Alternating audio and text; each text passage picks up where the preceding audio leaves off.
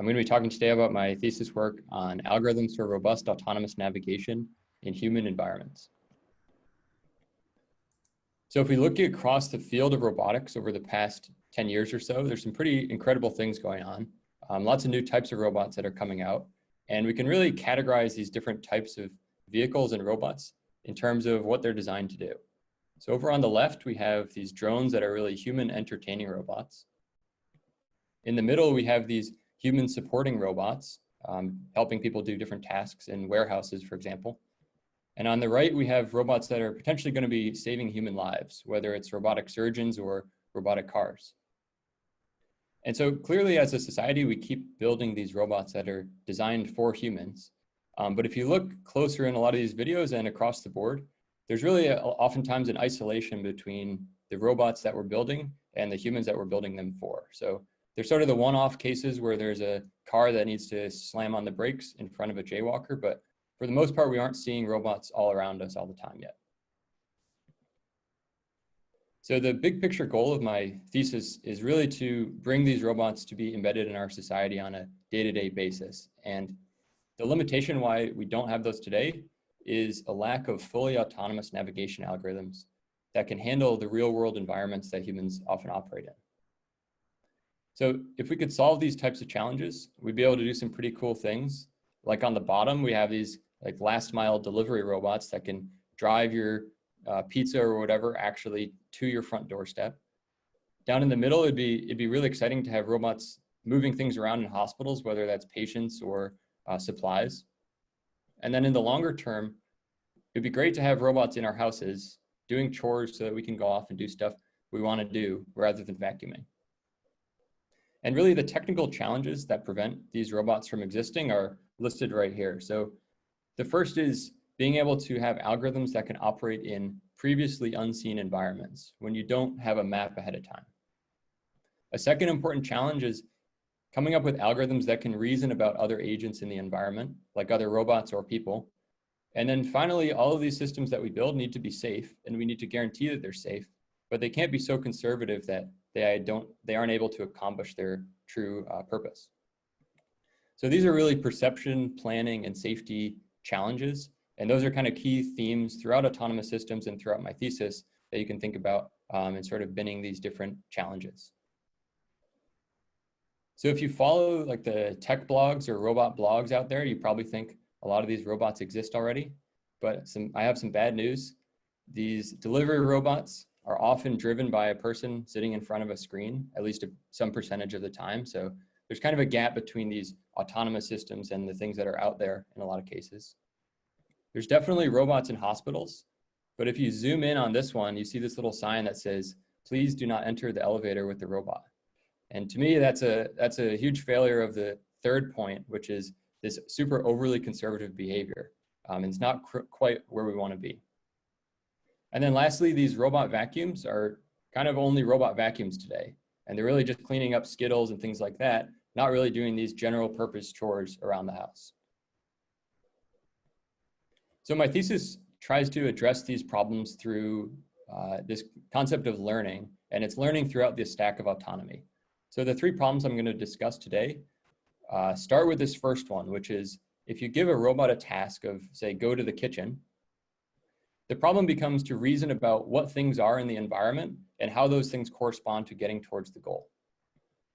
The second problem comes up when we think about when there's moving objects in the world. And now the problem is, the questions are really, where are those things and how do they correspond to the robot's actions? And then the third problem comes in when you actually try and deploy these types of learned systems on real robots, there's going to be some uncertainty just based on the fact that we don't have perfect sensors. And so understanding how that uncertainty maps to the decision and the actions that the robots take is a very important challenge as well. And so these high-level questions are really perception, planning, and safety challenges like I alluded to before. And those are the three problems that I'm going to be discussing today. So this gives a little bit of an overview of the techniques that I'm going to be discussing. I'll start off talking about how we can deploy robots in new environments. Then I'll talk about how we can deploy robots in environments with pedestrians, which are examples of moving objects. And then I'll show some algorithmic and theoretical ideas for how we can protect these learning algorithms from the uncertainties inherent in the real world. All right, so let's dive into this first topic. And this is all about context-guided exploration. And what that means is really the high-level goal is we'd like to give robots instructions that are human interpretable. So things like go to the front door as their objective. And the application or use case we've been talking a lot about throughout this project has been looking at this last 100-meter delivery problem, which is even more specific than the last mile delivery, where say you drop a robot off down here at somebody's curb, and you wanted to find a way to get to the front door of somebody's house. Some of the technical challenges associated with this problem are that you aren't going to have a detailed prior map of every single navigation environment that you may be operating in. And furthermore, a goal like the front door doesn't really have a geometric meaning on its own. So there's no position or coordinate in space that your robot's trying to plan towards. So to make this solution possible, what we're going to do is use prior knowledge to put the visible data into context. And what I mean by that is your robot's probably only going to be seeing something like this from its camera view. But the fact that a lot of humans' environments are heavily structured and a lot of houses look quite similar, once you've been to one house, you should have a pretty good prior on how to plan at other houses as well. And that's what we're going to leverage in terms of context. So the more technical problem statement is, imagine you have some semantic map of the world, S, which is denoted in this cartoon as this red circle is where your robot is located. And there's all these different types of objects in the world, all these different rectangles, and their colors correspond to what type of object they are. So maybe this is your house, and the different colored objects are your refrigerator and your table, things like that. There is some actual goal coordinate that you'd like your robot to reach, but we're only going to provide the type of object that it needs to reach, not the position. Furthermore, the robot or the agent is not going to have access to the full map ahead of time. It's just going to have this partial region of the map that it's built up with its onboard sensing so far. So we can write this notationally as there's some part of the state space that is observable, like the agent's position, the map it's built so far, and the type of object that it's looking for. And there's some part of the state space that's hidden, like the goal coordinates and the entire map. The objective that we're trying to solve then is to come up with this planning policy pi, which minimizes the expected time to goal subject to different constraints. And one of the ways that we can make this more doable is by supplying this set of training maps, which come from the same distribution as the map that we're operating in right now, but we haven't seen that particular example before. So that's where we can kind of pull out this context of similar types of environments. So there's quite a bit of work in this general area of doing context-guided exploration, and I can categorize it by these different types of groups, but really what we want out of a solution is to get the interpretability of these classical graphical model-based approaches, along with the scalability of the more recent deep learning-based approaches. So what I want to do is leverage as many of the robotics tools as we can, because they've gotten us pretty far, while introducing just a little bit of learning where it's most needed. And so that kind of contrasts the view that's going on a lot in the learning community, which is the goal would be to go from your sensor data stream and learn through some really high dimensional policy space to just choose an action. What I propose to do instead is to leverage a lot of these robotics tools that have been around for a while to do things like mapping through SLAM to build up occupancy grid representations of the world as one way to compress all that sensor data. Then if we had access to the cost to go of our map, we could just employ optimal planning and choose an action quite easily. So really there's what I see as a much smaller learning problem that needs to be accomplished, which is just going from these occupancy grids to these cost to goes. And I'll get into a little bit more of what those things mean going forward. So the proposed algorithm is called deep cost to go.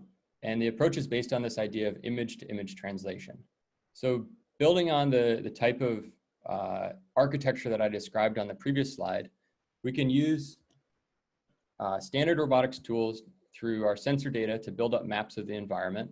And in this case, this is a aerial view of somebody's front yard.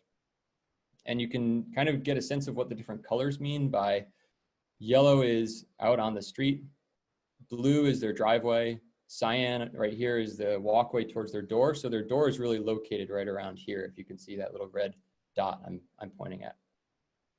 So we're going to take that map, which is an image, pass it through this deep neural network, and output another image. And this second image is called the cost to go estimate, which is essentially a heat map where lighter regions, like here, correspond to areas that are close to the goal, and darker regions out here, like out in the street, are further from the goal. So if you think about getting to the front door, this map, if you didn't know where the door was, would be pretty helpful for your motion planner to kind of choose which way it should explore and push its frontiers forward based on which areas are likely to lead to the goal. So that's sort of the perception piece in the scene understanding. And this example video is going to show how we can put that into a motion planner.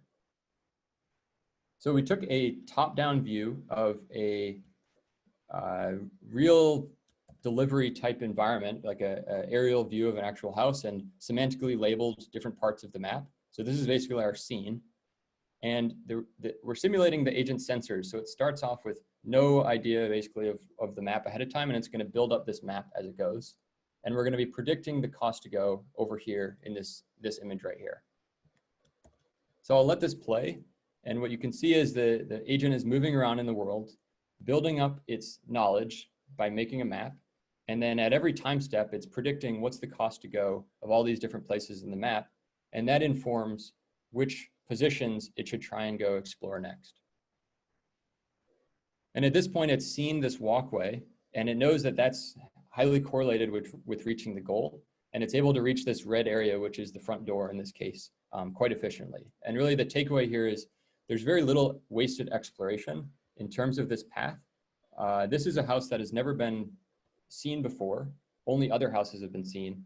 And yet there isn't a lot of wasted time exploring over here in these kind of unlikely to contain the goal areas.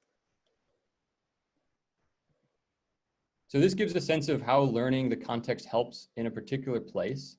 What I'd like to now show is how this generalizes to a larger set of environments.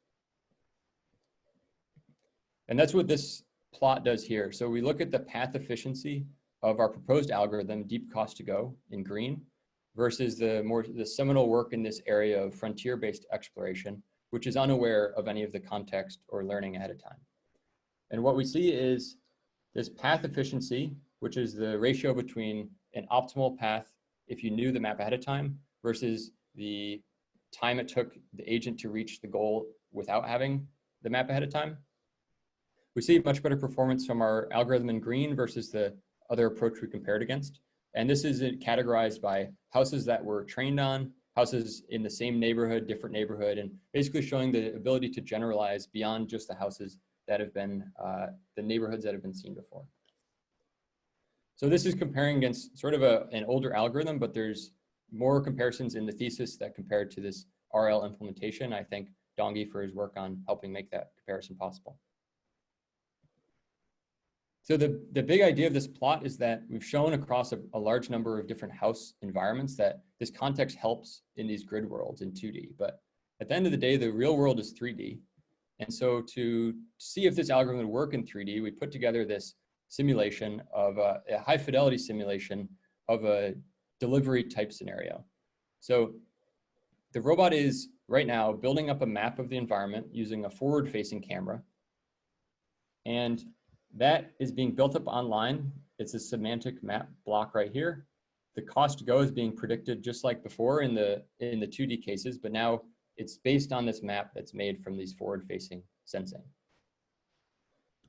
And what I think is cool about this is not only are these houses that haven't been seen before, but it's never even seen anything in 3D before. Everything's been trained from satellite views of houses that were collected just aerially, and we're able to leverage these robotics tools to kind of bridge this gap between 2D and 3D.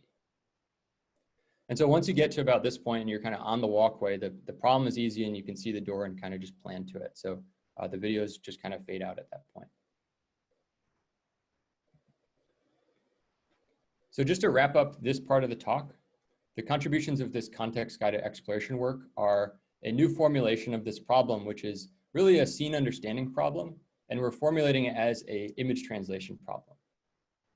We provide an algorithm to train this cost-to-go estimator, and we show how you can learn in a world where you don't need a realistic simulator, but you can evaluate in a realistic simulator.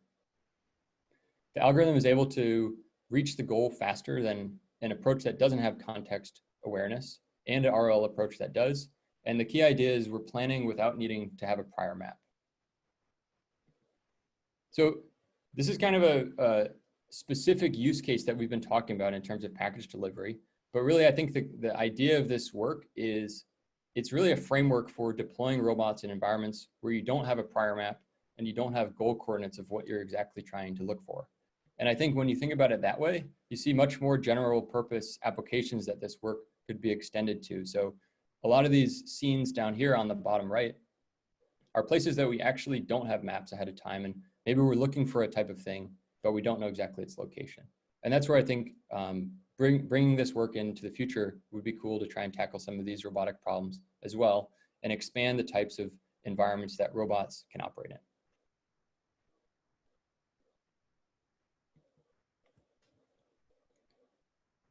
All right, so that wraps up the first part of the talk.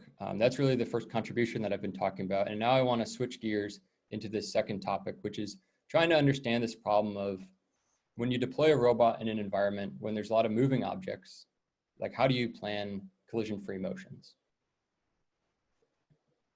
And if you look across the internet, you'll see a whole bunch of these types of robots coming out, where it's just different types of systems that are being deployed right alongside humans. They're really embedded in our everyday environments. And I'd like to talk about the challenges associated with doing this and how we can do it even better going forward. So what makes autonomy in these pedestrian-rich environments hard is that pedestrians are really dynamic and decision-making obstacles that need to be avoided. And what I mean by that is that at every time step, the person is really, whether they're thinking about it directly or not, they're making decisions about how they should try and get to their goal and how they should avoid other things.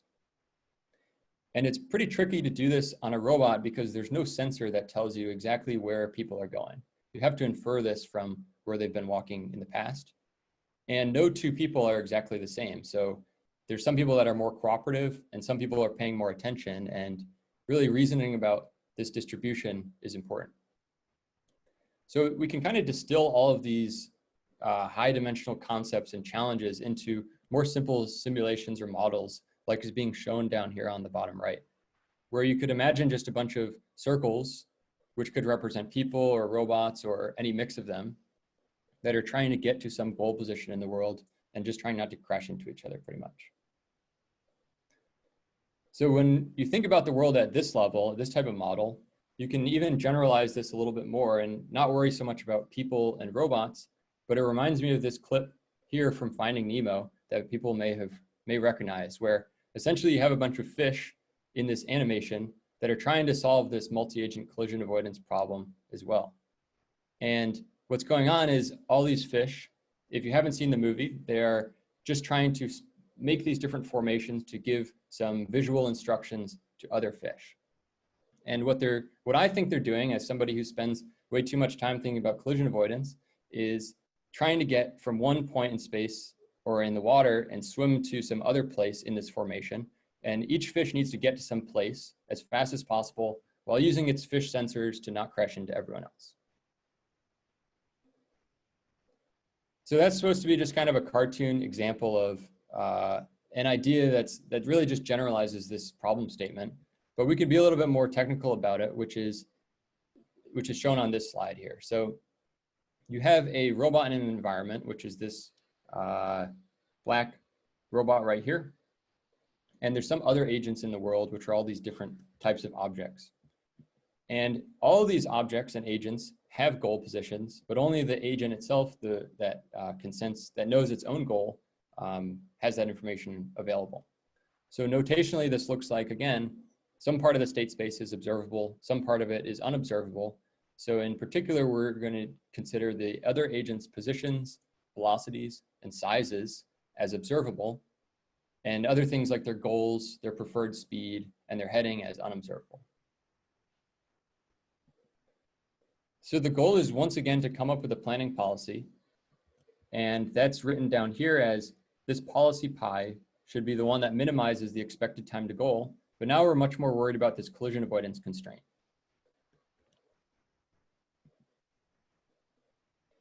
And I'd like to introduce, just kind of to give a sense of where this approach that I'm going to be talking about came from. So the prior work was led by Stephen, which John alluded to before.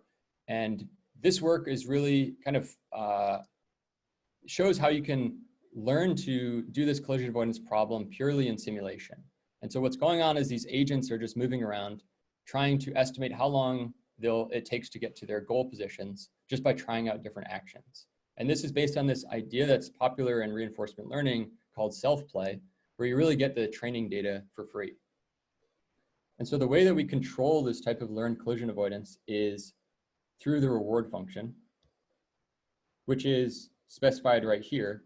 So you do something, you can tune these parameters, but you give some positive reward for reaching the goal, some negative penalty for colliding with other agents. And really through that, you can control the ability to have this emergent behavior of collision avoidance.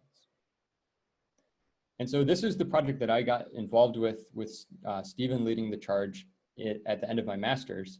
And what we were able to do is take this idea that was trained in simulation and deploy it on these different types of hardware scenarios. So up here is a case where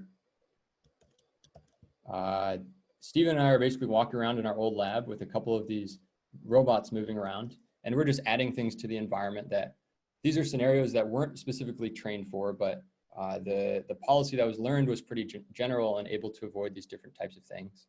And then the video below it is showing the robot moving around in the status center at MIT doing collision avoidance in a more public setting.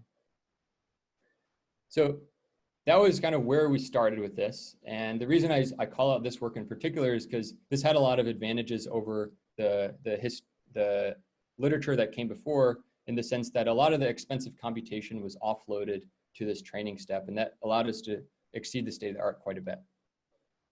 My thesis goes into detail about how we can really scale up this prior work. And one of the things that I'm not going to spend too much time in this defense talking about is really this, the way that it was formulated before as splitting up, doing collision avoidance and estimating the time to goal has some limitations. And so we go into the nuances of that in the thesis. The other piece that we've focused on that I'll talk about more today is this challenge that comes up when you try and deploy these systems in larger and larger environments where the number of agents in the world varies over time. So your robot may be operating in one hallway and there's 3 people nearby, and then it turns the corner and all of a sudden there's 15 people nearby. You really need a collision avoidance system that can be flexible in the number of agents that it sees at any particular time.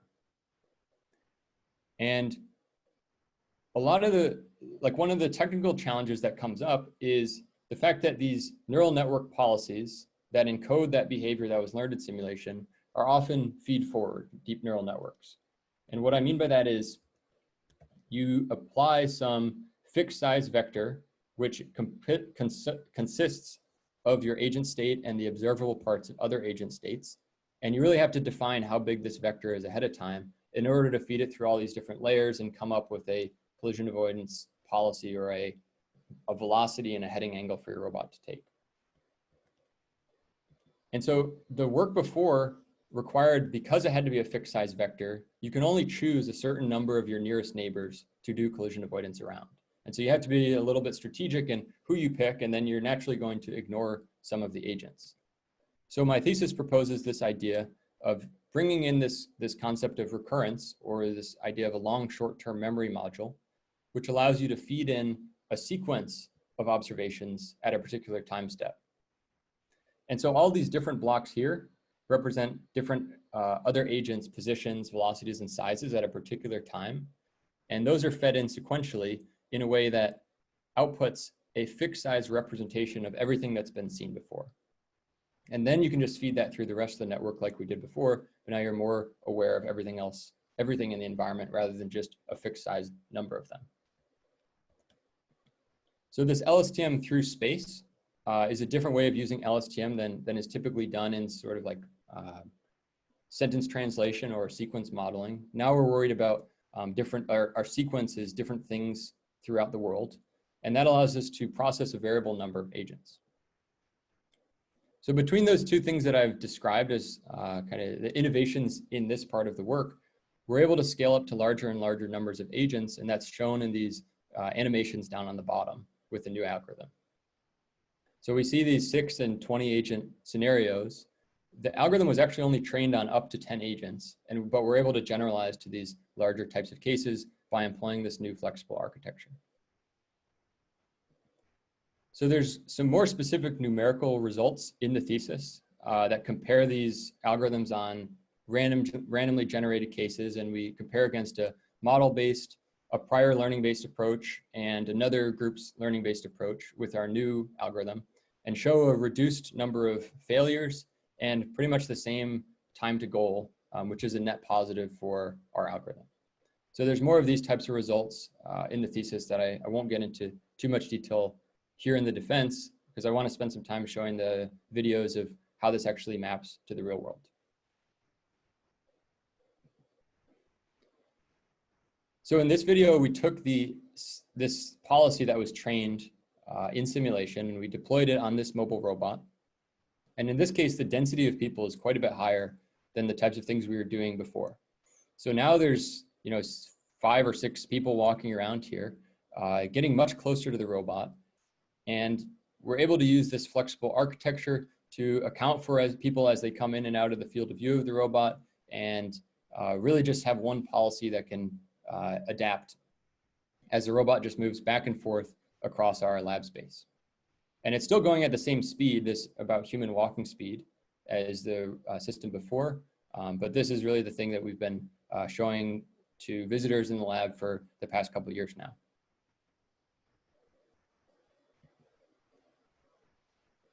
So the other cool thing that we were able to do with the same technology is put it on other types of vehicles. And in this video, I don't know how easy it is to tell from this angle, but these are 4 UAVs or quadrotors. Actually, they're hex rotors that are flying in our lab space. And each of them is employed with our collision avoidance policy that was learned. And so what we've done is we've given each vehicle a goal position in this space, and they need to fly to that goal and get there as quickly as possible while avoiding collisions. But if they just went straight, they would crash into one of the other vehicles. So this highlights the fact that what's been learned is really a skill of collision avoidance that can generalize to different types of robots with different types of sensors. In this case, they're getting information from a motion capture system about where everyone else is. And these are scenarios that we didn't explicitly train for. And so it just highlights that something that was learned in simulation can map to a wide general set of things. And then the last thing I want to show on this topic is tying back to that Finding Nemo clip. If you give these different agents goal positions that correspond to specific places that correspond to letters, you can start to spell out words, or words as composed of a bunch of letters. So in this case, we're spelling out the name of the algorithm, CARRL, or collision avoidance with deep reinforcement learning. And the agents are just following our policy, trying to get there as quickly as possible. They weren't trained on these specific examples, but the fact that they were trained on a bunch of random cases gives them this ability to generalize to these types of formation type settings. So there's probably a way more efficient way that all the agents could get to their goals if somebody was assigning them, so they could kind of just shift from one point in a letter to the next point. But we purposely randomized the assignment of where everybody needed to go, just to highlight the fact that we're doing collision avoidance. Let's make sure we actually have to do collision avoidance.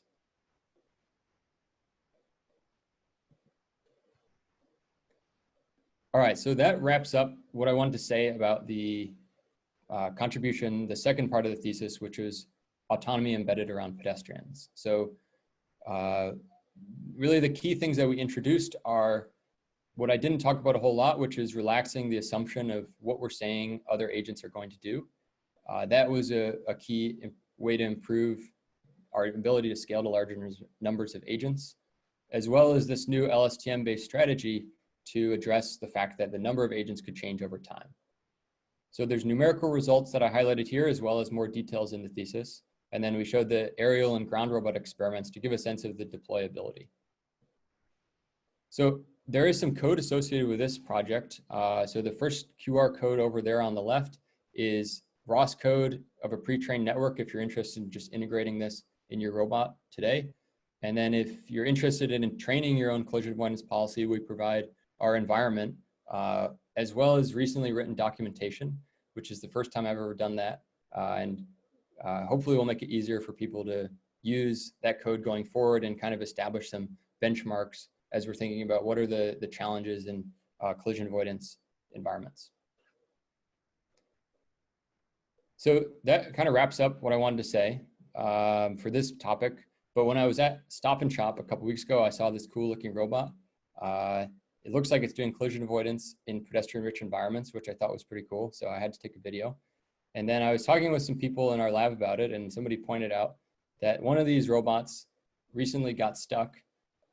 Basically, so it turns out their goal is their objective is to find cleanups or spills and alert the management.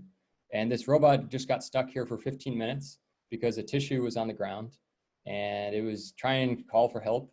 And this is, to me, ties back to that one of those early slides of this is a totally safe behavior and maybe it's the right thing, but it's so conservative just based on this tiny little uncertainty in the environment that basically threw off everything else that it was programmed to do. So that's kind of a good segue into what I want to talk about next, which is what happens when you deploy these systems, in particular systems that involve learning in real world environments. And things like that are going to happen. There's going to be small perturbations to the world that you didn't account for. You know, how do you make sense of that?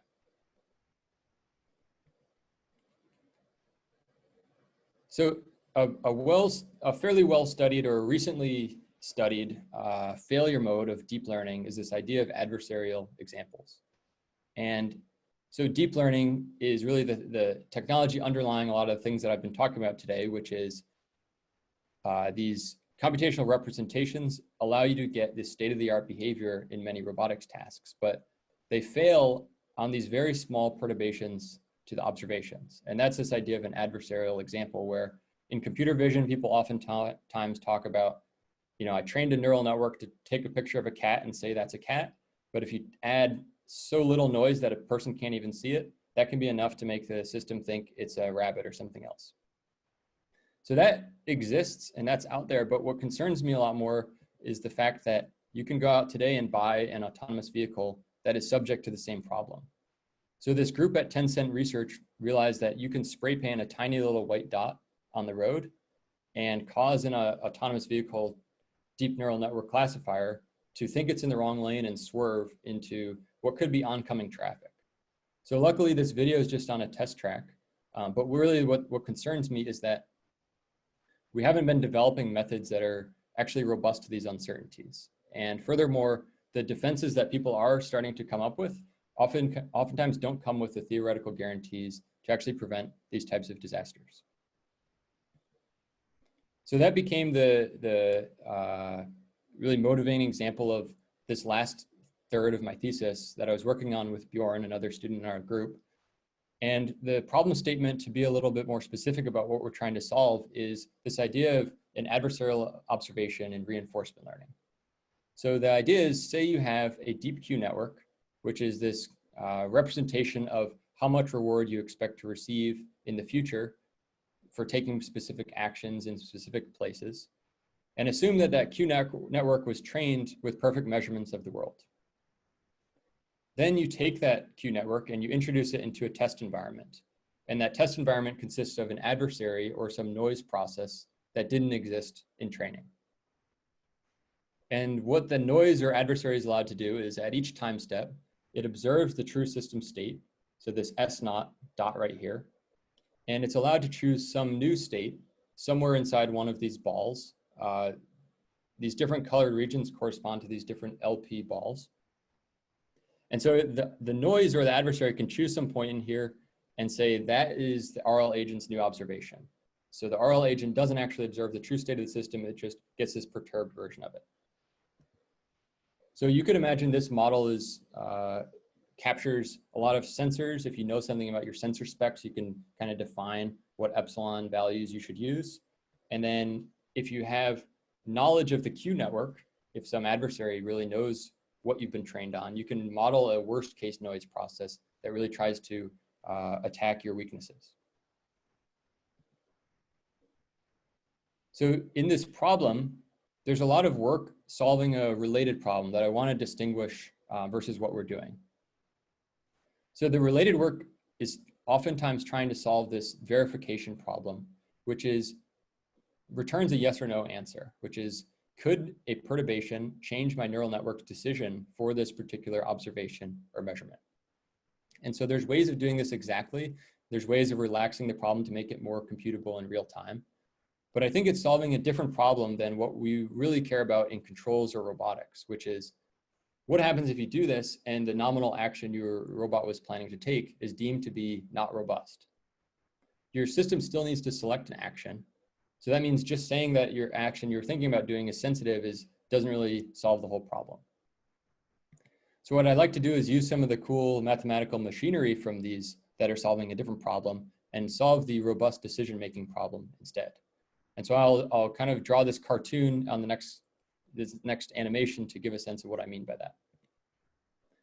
So say you have this two-state system, which is a couple of states right here, which are passed through this learned deep neural network that's already been trained. And that's trained to output a Q value for action 2 and action 1. So the Q value just means, here's how much reward I would expect to receive from that state if I took this action.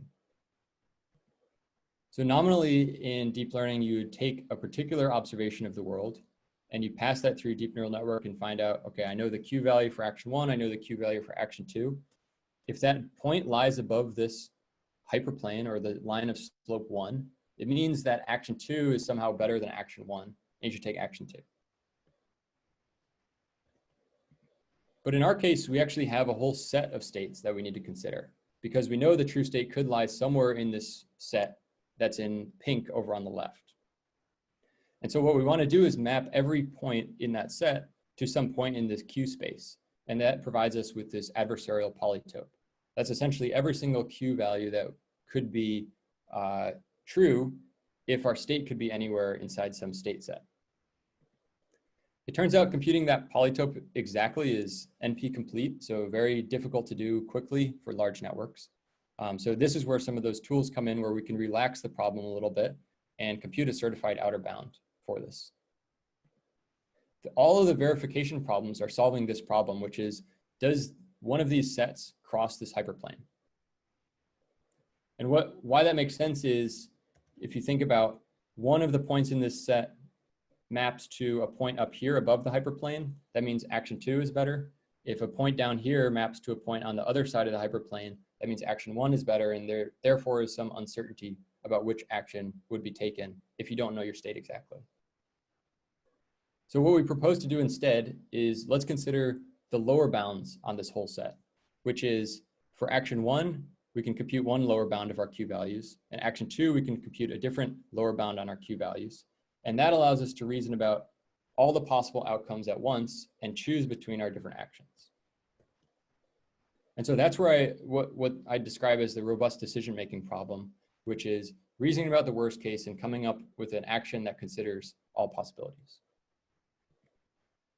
And so I'll just write that mathematically here, what I just said, which is the RL approaches typically will be just solving this argmax of the exact state that's been provided to it. So this state came from the adversary. You just look up what is this Q value and choose the action which maximizes that. What we'd really like to do is consider these worst case possibilities where we now know that our state S isn't just a particular state, but it lies in this ball. And the problem is that that is the NP complete thing. So to compute this, we can leverage these tools to do convex deep neural network verification just to approximate Q. And that allows us to figure out what's a lower bound and an upper bound for our Q function, as long as this state S lies in some ball. So by using those bounds, we can introduce what we through a paper with Bjorn and I about certified adversarial robustness, we can provide an action rule which uses the lower bound on our Q function and chooses actions based on that. So in words, what that means is at each time step, your system should take the best action for the worst possible reality. And we're able to solve this in real time by leveraging some of these tools. Typically, minimax problems, you can't really do that quickly, but doing convex relaxations allow you to make the problem a little bit easier to solve with sacrificing a little bit of accuracy. So when I describe it as certified, what I really mean is there's these two things that we can provide as guarantees. One is that by using this lower bound, our robust action will consider outcomes that are at least as bad as the worst possible outcome. And the other thing we can provide is a regret bound, such that we know that the action that we recommend will actually be within some value of the optimal action at our true state, even though we don't know the true state and we don't know the optimal action. So we look numerically at a collision avoidance type in scenario to evaluate this algorithm and see if the theory that we're coming up with actually maps to something in sort of a RL context that is interesting to us. And so in this case, we looked at collision avoidance and we ran a bunch of simulations of agents trying to avoid each other. And what we saw is as we plotted how many collisions occur in the world over on the left as a function of, on the x-axis, our parameter of how robust our system should be, we essentially consider increasing the size of the epsilon ball that we're considering, and the number of collisions drops quite a bit. So that gives the sense that we're introducing robustness that we can control in an environment that we weren't specifically training on. And even though some adversary is changing what observations the agent is receiving, we're able to counteract that quite a bit. Now, there's no free lunch here. If you add in too much robustness, your agent is going to be so scared of crashing into the other agent that it's not going to try and get to its goal. It's just going to try and stay away from everything. And so over here on the right, we see the reward, which accounts for both collision avoidance and reaching the goal, peaks out at some point for a particular epsilon value and then drops off because the system becomes too robust in some sense, really just overly conservative. So that's one particular adversary that we show it against. It turns out if you look at different strength adversaries, as the adversary gets weaker and weaker, the performance also shows the same types of trends. So the takeaway from this plot is that our system is able to reduce the number of collisions in this type of example, improve the performance in terms of reward, even when there's imperfect sensing that was not part of the training environment. So this is really an add-on tool that we can stitch on to a trained DQN policy. So to wrap up this part of the talk, the contributions of this work are the first formulation of robustness certification in the deep reinforcement learning literature. And we did that by bringing in some tools from verification to solve this other problem that is more relevant to the control or robotics domain. So in the thesis, there's some demonstrations, much like I've shown with this adversary, where we compare against different types of noise models and different tasks. But there's also this application that I think is cool, which is another type of adversary, which is if this agent, which is in blue, is more like a bully or a behavioral adversary, we show how this framework can defend against that to some extent as well. Just by accounting for things that were not exactly modeled ahead of time, we can still be robust and avoid an agent that's behaving differently than the types of agents that it was trained against. So big picture, the takeaway of this is that we've addressed a primary issue in bringing these systems that involve deep reinforcement learning into safety critical systems, especially ones that may involve humans. And we can model and account for things that weren't modeled in the training phase and kind of add those on after the fact. So that wraps up the stuff that I've done in the thesis that I want to talk about today. And there's definitely a lot of future directions to take this work. And these are pretty specific in terms of what I've talked about today, but these are some ways that I think we could extend these types of ideas. So in terms of the cost to go estimation work, I think it'd be cool to think through different ways of modeling the fact that there's not always one path to get to the goal. And that could be something that you kind of constrain when you're learning this image translation thing. When we look at the collision avoidance work, I think we went sort of on one extreme, which is learning everything. And I think a lot of other groups are looking at trying to use physical or probabilistic models of everything. I think there's some cool sweet spot there where you can use physical models for robots, which we know how to describe robot motion pretty well, while introducing some learned models of human behaviors and kind of leverage this idea of MPC and learning together to do motion planning. So I think that exists in some fields, but in the collision avoidance context, I think that could really have a lot of promise. And then lastly, for the certification work, I think thinking generally about learned policies, it'd be cool to have a way to calibrate what you're certifying on how robust your system should be online, even if you don't have a good model of how big these different epsilon balls should be, if you don't know much about your sensor or what attacks might be coming in.